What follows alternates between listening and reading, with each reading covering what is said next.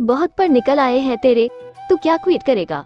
मैं तुझे निकालता हूँ जॉब से और देखता हूँ कैसे तुझे कोई जॉब देगा। सर ने मुझे धमकाते हुए कहा।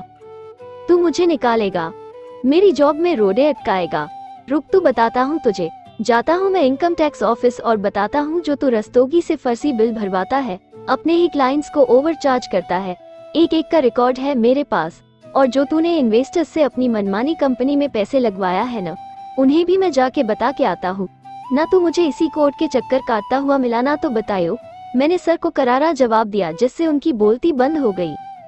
मैडम की वकील साहिबा उठी और मेरे कंधे पर हाथ रखकर मुझे चुपचाप बैठने को कहा। अब तो उन्हें बोलने के लिए और भी पॉइंट मिल गया था। सर के वकील ने कुछ फोटोज जज साहब को दिखाई। ये फोटोज वो थी जब मैंने मैडम को उस दिन बाइक पर जीएसटी ऑफिस तक छोड़ा था और हम जब गलौटी कबाब खा रहे थे। जज साहब ने वो तस्वीरें मैडम के वकील को दिखाई और वो तस्वीरें मैडम ने भी देखी। इससे क्या साबित होता है? क्या एक लड़का एक लड़की को लिफ्ट नहीं दे सकता या उसके साथ कुछ खा नहीं सकता? मैडम की वकील ने पूछा।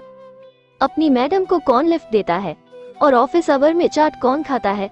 सर के वकील ने पूछा। तो कानून की कौन सी किताब में लिखा है कि आप बॉस की बीवी को लिफ्ट नहीं दे सकते? चाट खाने का भी कोई टाइम टेबल होता है? कैसी छोटी सोच रखते हैं आप? वकील साहिबा ने पूछा। उस दिन मैंने ही सागर जी से कहा था कि वो मुझे जीएसटी ऑफिस छोड़ दे और चूंकि लंच टाइम हो गया था तो हम कबाब खा रहे थे। मुझे नहीं पता था कि कुमार सर ने मेरे पीछे जासूस छोड़ रखे हैं। मैडम ने सफाई दी। इसी बीच मैंने टेबल पर से एक कोरा कागज उठाया और अपना रेसिग्नेशन लेटर लिखने लगा। डेट 21 सितंबर 2019। Mister Kumar, I am writing you to inform of my resignation effective immediately. The time spent working for you has been a colossal waste of my time. Your business is the most corrupt, unfraud company I can imagine, and it is absolutely amazing that it continues to hang on. Please send my final paycheck at my home address. You are ex-employee Sagar. Madam की वकील साहिबा कुछ कहने ही वाली थी कि मैंने अपना रेसिग्नेशन लेटर सर की तरफ सरका दिया। सबके सब उसी कागज की तरफ देखने लगे। मैंने अपने पेन का कैप बंद किया और अपनी जेब में रख लिया। ये क्या है? सर के वकील ने जानबूझकर पूछा। मेरा रेसिग्नेशन लेटर, मैंने जवाब दिया तो सबके सब मुड़ के मेरी तरफ देखने लगे। ये तुम बाद में भी तो दे सकते हो, सर का वकील बोला। मैं दोबारा इनकी शक्ल नहीं देखना चाहता, इसलिए यही दे रहा हूँ। मेरी फाइनल पेमेंट का चेक मुझे भिजवा दीजिएगा, मैंने सर की तरफ देखते हुए कहा। मिस्टर सागर, बिहेव योरसेल्फ, जज साहब ने मुझे चेतावनी देते हुए कहा और मैं भी चुप हो गया। देख रहे हैं जज साहब, इस लड़के को रत्ती भर भी तमीज नहीं कि कोर्ट में कैसे बिहेव किया जाता है, सर के वकील ने तंज कसते हुए कहा। ये उसका रोज का काम नहीं है, पहली बार आया है कोर्ट में, मैडम के वकील साहिबा ने मेरा बचाव करते हुए कहा।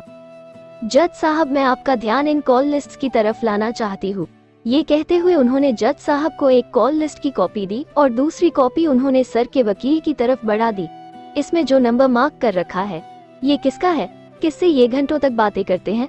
वकील साहिबा ने पूछा। वो कुछ बिजनेस रिलेटेड कॉल था, सर ने हिचकते हुए जवाब दिया। ये सुनकर मैडम बरस पड़ी।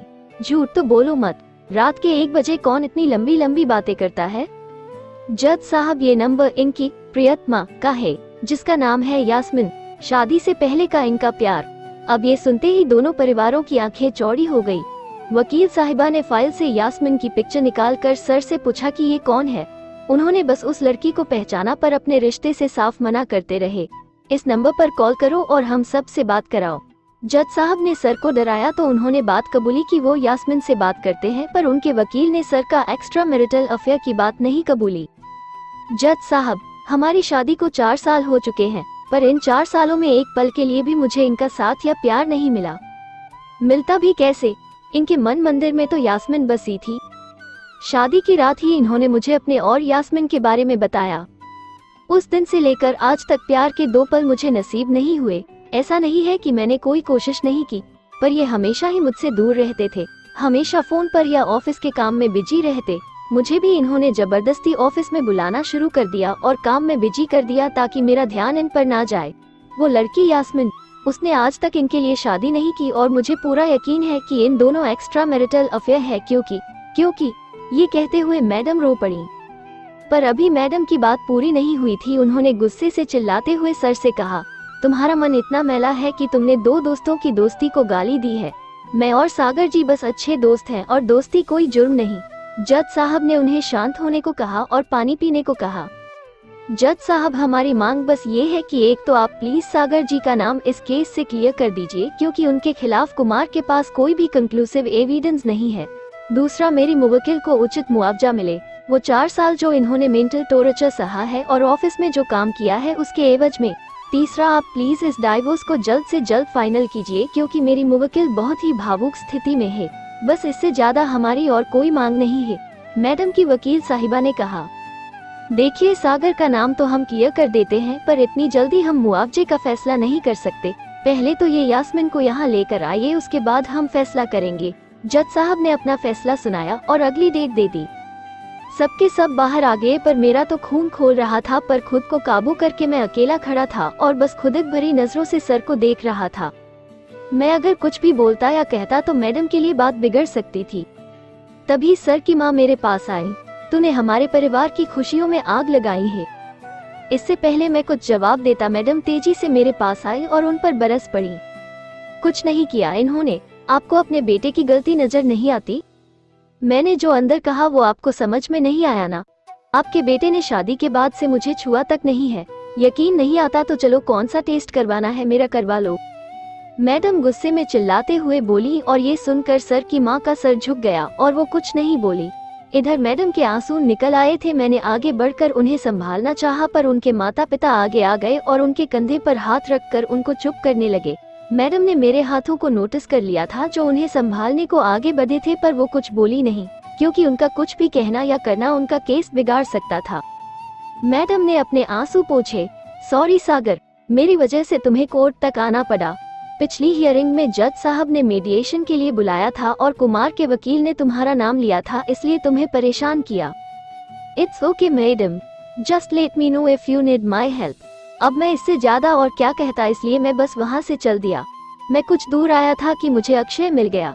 अक्षय कोर्ट में किसी वकील के पास असिस्टेंट था। उसने मुझसे वहाँ आने का कारण पूछा तो मैंने ये कहकर बात टाल दी कि वो मैडम का केस था। इतना कहकर मैं बाहर आ गया। अब मुझ पर नई जॉब ढूंढने का प्रेशर बन गया था। मैं सीधा घर आया और पहले बैठकर चैन से सांस ली और सोचने लगा कि आगे क्या करूं। बैंक कितने पैसे बचे हैं ये चेक किया और फिर हिसाब लगाने लगा कि कितने दिन इन पैसों से गुजारा होगा। शुक्र है कि मेरी बुलेट की EMI खत्म हो चुकी थी। मैं इंटरनेट पर जॉब सर्च करने लगा। इधर मेरे पास जो आशु का फोन था वो बज उठा। आशु जब भी गांव जाती थी तो अपना फोन मुझे दे देती थी ताकि वहाँ किसी को पता न चल जाए। ये किसी और का नहीं बल्कि निशा का फोन था, पर मेरे उठाने से पहले ही वो स्विच ऑफ हो गया। आशु जाने से पहले फोन स्विच ऑफ करना भूल गई थी, इसलिए बैटरी डिस्चार्ज हो गई। तब मुझे याद आया कि मुझे आशु के ये सब बता देना चाहिए, पर बताऊं कैसे? मैंने माँ के फोन पर कॉल किया तो उन्होंने फोन नहीं उठाया।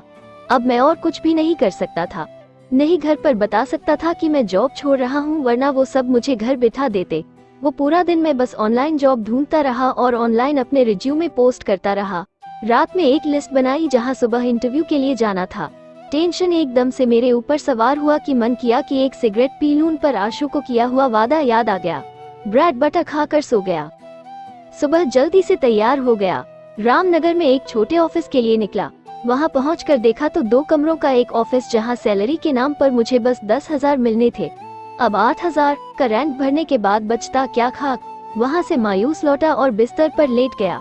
अगले दिन उठा और कुछ प्लेसमेंट एजेंसी गया और वहां अपने रिज्यूमे दिया और फिर वापस आया, पर अब दिल बेचैन होने लगा।